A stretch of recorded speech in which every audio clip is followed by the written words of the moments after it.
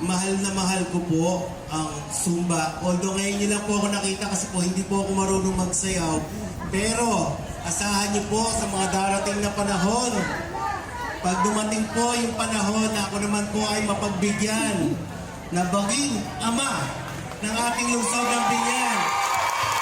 Umasa po kayo lahat ng nabuo ni Ate Des, ni Kuya Mayor Armand Dimagila ay hindi po natin pababayaan. Ipagpapatuloy po natin. At mas paigtingin pa po natin kung kaya pa po natin mas magparami or gumawa ng mga programa, lalong-lalo na po sa mga kababaihan po dito sa ating lungsod ng Binyan. Asahan niyo po. Yan po hindi isang pangako, yan po ay gagawin natin para po sa ating mga kababayan dito po sa ating lungsod. Muli, sa ating po, Happy 14th Putulatik Festival. Dahil mahal ko ang Zumba.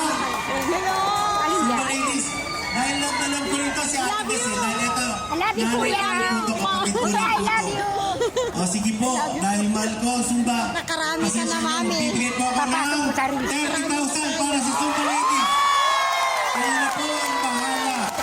Sila na po ang bahala kung paano nila pag-ahati-hati or iranapol na lang po. Muli, sa inyong likod, from Vice Mayor Jalalote, Atty. Mayor Armand Dimagila, at siyempre kasama ang buong sa Guneta Lungsod, at kasama ang ating mahal na Congresswoman din ay